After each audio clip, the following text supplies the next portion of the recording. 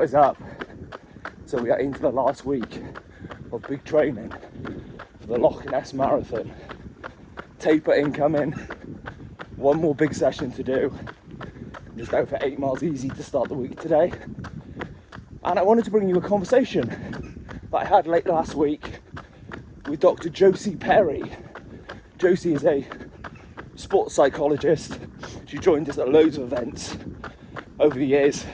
And I wanted to get some tips, not only for me, but for you as well, to achieve your best races, to smash those goals, get those personal bests, and get through those times that might feel a little bit hard. We all have them in races, and we know they're going to come. So what are the strategies we can put in place to potentially mitigate them slightly? So I hope you enjoyed this conversation with Dr Josie Perry. I am Dr Josephine Perry. I'm a sport and exercise psychologist. I tend to work mainly with individual athletes in running, cycling, triathlon, swimming, fencing, and lots of tennis athletes too. And then sometimes people that are just trying to get back into sport and are they lost the love for it a while ago, and we're trying to figure out how we remotivate them back into it.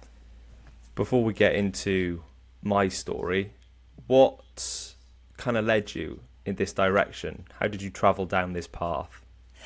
So I always talk about my grown-up jobs that I had beforehand. I worked in the city as a communications director until 2013.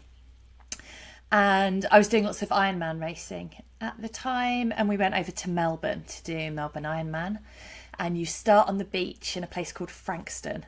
And I'd done all my training in London swimming pools that are like 20 metres long and nicely chlorinated and very flat. And I stood on this beach going, oh my goodness, the waves were horrific. I was terrified. And the guy on the tannoy said, right guys, you can't control those waves, but you can control how you feel about them. And it was like a light bulb went off of just like, oh yeah. And I have no sporting ability whatsoever, but I have an okay brain. And it was kind of a realisation that, oh, if I used my brain a bit more, maybe I could do better at this sports stuff. So I did the race. It was my fastest Ironman to date, probably ever, because I can't see me doing another one. And it really led me into thinking about how can we use our brains differently and start to see things differently to perform better. And I got so interested, I quit my job. I went back to university to do a psychology degree. I did a master's in sports psychology. And then you have to do 3 years of training. But I'm now here and I'm fully qualified, and I run a kind of a full-time practice just seeing athletes. And how does it work in terms of each individual athlete? Because obviously every single person has a different story and every single road is a different road travelled. Yeah. How do you kind of go about tailoring how each of them individually need your kind of perspective? So a lot of it is about really spending time getting to know the athlete, but there are absolute telltale elements that I find in individual sport will make a huge impact on an athlete. And two that come up time and time again are high intelligence and perfectionism. So I call athletes with that VIPs, very intelligent perfectionists. And I see a huge amount of that group because I specialise in performance anxiety. So if you're highly intelligent, you're very, very good at being able to predict what might happen, but you over predict and you go down all these rabbit holes of all the disastrous things that could possibly happen to you, and your brain starts to panic a bit. And if you're very perfectionistic, you tend to tie up how well you do, say in a race, with how valuable you are as a person. And if you can't do well, or you're worried that you might not be able to be perfect, and no one is ever perfect, then your brain is very loud at shouting at you that maybe don't try. Find an excuse, find a reason, find a way to stay in your comfort zone so you don't risk failing yourself or the judgment you fear that might come from others. So there are some very specific characteristics that tend to pop up and have a very similar impact on athletes and how they feel about the event that they're about to go into. The other group I tend to work with are those who are very much not perfectionistic, hands up, I am one of those, where our brains, especially if we're quite intelligent, our brains are kind of pointing out that pushing yourself really hard in a race is not particularly a good idea. I mean, it'll get us our goal, but it's not the healthiest thing to do. And a lot of the training we do, if we're really taking our sport seriously, you probably want to do 3 or 4 hours of exercise a week, completely mixed up between kind of strength and core and cardio. And that's not what most of us are doing as runners. We're probably doing quite a bit more, which our brain's going, you don't have to do this. You're quite healthy without it. Why would you try? So you get kind of a laziness that can creep in, and that doesn't help you meet your goals either. So there's some of those very specific traits, particularly around perfectionism, that can have a real impact on our performance. And for you personally, obviously, seeing all these athletes and spending time with them, what does it feel like when, a breakthrough is made and maybe a race goal is achieved? For you personally, that must feel quite special. It totally does. And I'll often do a little kind of dance around the house when I get a message from somebody saying, I made it, I did it. And you just feel how proud they are of themselves. And that is totally awesome. But I think the other element of being a sports psychologist is actually sometimes people aren't going to reach their goals, and they might not reach their potential in sport, and that's sometimes okay. And it might well be that life has got in the way, or that particularly injury has come about, and that injury has kind of put a full stop to what they're doing. So sometimes actually it's very satisfying if you can help somebody move on from what they do and find something else that they love instead, and be okay with that. It's not just about the big wins and the high fives when you hit your goals. It's actually about learning to be much more comfortable, much more proud of yourself, and much more self-awareness of how you work and what matters to you. I presume one of those times isn't just injury or not achieving maybe where you thought you were going to get to, but retirement as well must be a big time that people kind of struggle to move on when it comes to like that being their life and now having to down tools and go and do something else. Is that something you see? Yeah, so there was a piece of research the BBC did a couple of years ago where they found that about 50% of elite athletes suffered from depression on retirement, because for them that's all they've done from the age of about 5 or 6, and that's who they are. And they introduce themselves, I'm a football player, I'm a tennis player. And then suddenly you're not. That is a big hit on your identity. So we really try and help athletes before they get to that place really understand all their other identities and all the other things they're good at. And similarly, even if you've been an amateur, it still matters to you. You've still invested loads and loads of time in it, and it's part of who you are and it's part of your social life. We get a big sense of belonging. It's one of the things I love about going to RunThrough races. It's the people that are catching up that have seen each other at the races week after week. There's this sense of like, we are a community. We're all here together. Every time I go to a race, I know I will bump into somebody I know. And I love that feeling. And to get some kind of injury or realise you can't do this anymore and like you're shutting a big door that used to be super important to you, that needs handling really well. What is the difference you find between the professional athlete and the, let's say, quote unquote, everyday runner? I don't tend to see actually much difference. Maybe a bit of motivation. The everyday runner needs to be intrinsically motivated. We need to go for a run because we love the feeling of the run, or we love the feeling of being fit and healthy and active. An elite athlete, professional athlete, needs to go for a run because it's their training in order to win medals, keep their sponsorship, stay on funding. So there's a very different motivation that comes there. But actually, I see a lot of amateurs that have an elite mindset. They have that mindset, particularly if they're perfectionistic. I must do everything possible to be the best possible athlete. And they will work just as hard as the elites. The problem is you tend to get more injuries because you haven't got the time to recover in a way that an elite athlete has. An elite athlete, a lot of their job is about recovery and rest. And amateurs cannot do as much because they haven't got the time to rest and recover because they've got jobs and family life and lots of other responsibilities. But often you can have a very similar mindset. That's quite a hard thing to accept, that though, isn't it? Especially for an amateur that may be trying to hit a specific goal or target a specific time. The fact that actually sometimes it might not physically be doable because there are other kind of elements to your life that maybe a professional athlete doesn't have. Yeah, I heard a nice piece of research that for every extra hour that you train, you need an extra hour sleep that week. And so it's not just... It's a scary one, right? It's not just upping your training. If you go from 5 hours a week to 10 hours a week training, you need to try and find almost an extra hour per sleep per night to help your body deal with what it's dealing with and to get the recovery that it needs. So we can't just throw extra training into the mix without actively thinking about how does this fit in the rest of our lives. However, if you're actually very highly perfectionistic and you tend to get lots of things like performance anxiety, having another identity, i.e. I also work doing X, Y or Z, or I'm also a mum or a dad or a carer or other things, can be really helpful because it takes loads of the pressure off. I am just a runner. If you have a solo identity, that's super stressful.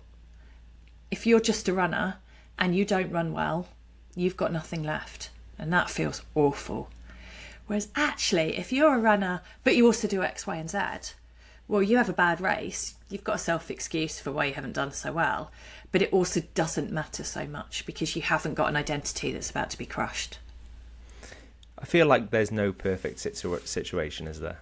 No. Neither side of the coin is perfect. No. And that perfection that you talk about, people do continually strive for that, and I think sometimes it's difficult to maybe accept that, you know, perfection is really kind of a thing that's sometimes made up and it's not really ever going to be there.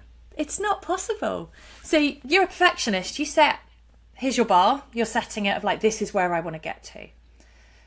You've either set it at perfection, in which case never going to happen, or you've set it lower, but as soon as you get close to it, the perfectionist mentality is you just raise the bar, right? So you were aiming for 3 hours for a marathon. You get 3 hours. You don't sit there and go, I am awesome. Let's retire on top. This is amazing. You go, right, now I need to get 2:55. Now I need 2:50. And so there's always going to be a gap between where you are and where you believe you should be. And that's where we tend to get some well-being issues. So we're beating ourselves up, we're starting to feel super anxious, we're not enjoying what we're doing, we're constantly telling ourselves it's not good enough, and we get really unhelpful self-talk with that. So perfectionism, it's a tricky one because it is helpful for pushing you to work super, super hard. Perfectionists don't need a coach to kick them into action and get them to do some work. Perfectionists need a coach to hold themselves back so they don't hurt themselves by doing too much.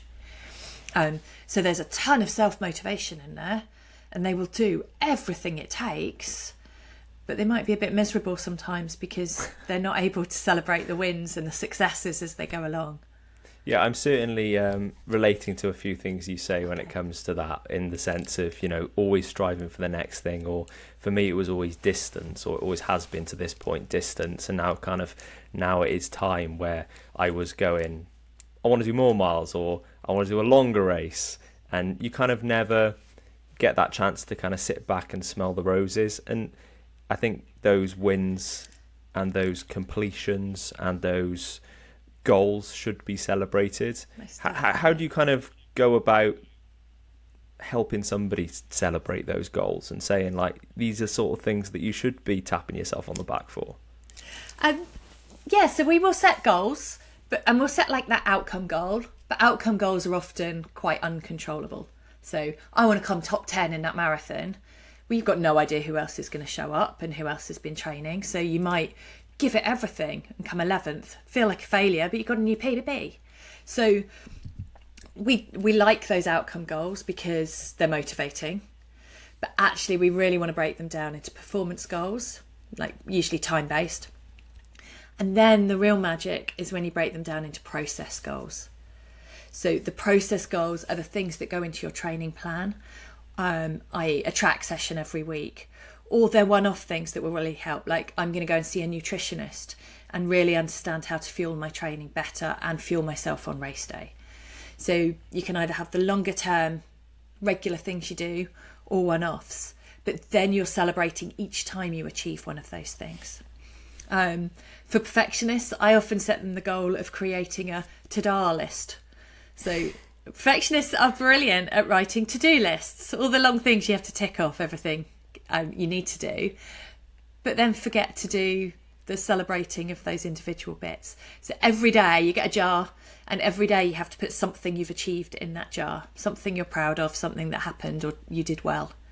And at the end of a year, you've got 365 pieces of evidence that you've done good stuff.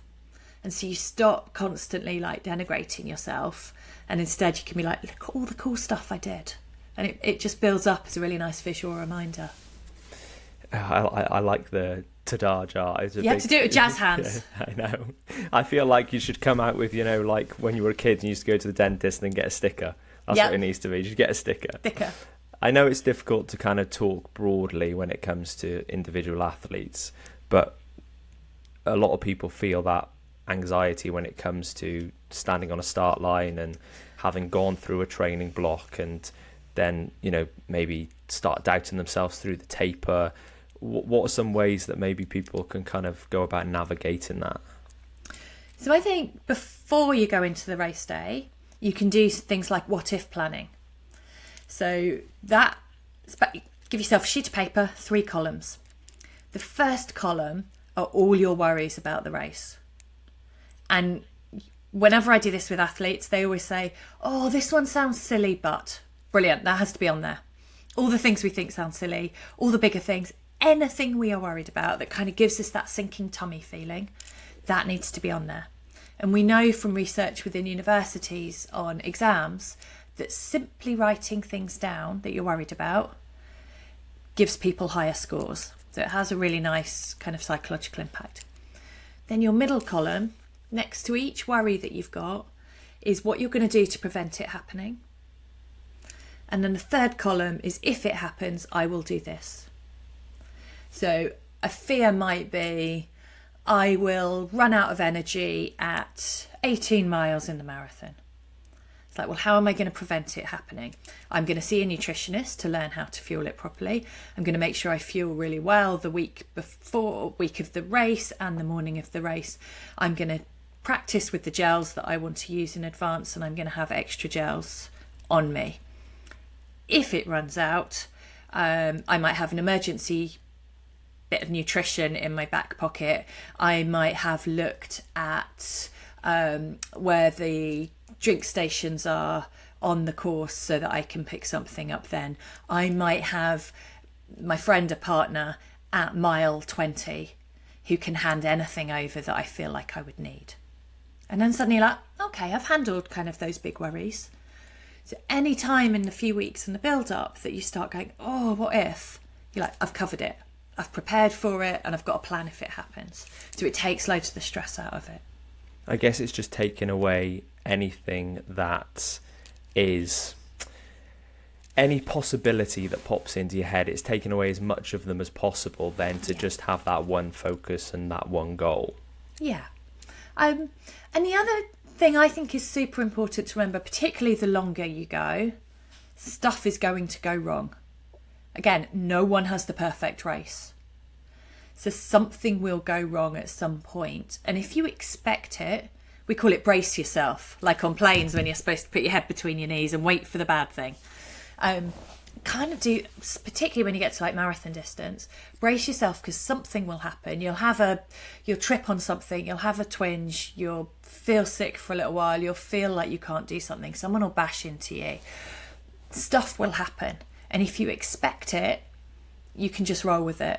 If you're expecting it all to go perfectly, it's going to throw you. So once you're in that mindset of, all right, something might happen, I've planned for as much as I can, but stuff always happens. It will make for a great story afterwards. I will roll with it. So that can be quite a helpful perspective on the start line. And when you get into the race itself, it used to be thought, I think something like 130 years ago when sports science began, that you would eat whatever you ate and the energy would go into your muscles and you would work hard and eventually the energy would have left your muscles and you couldn't do any extra. That was when you reached exhaustion. They now know that's not the case at all.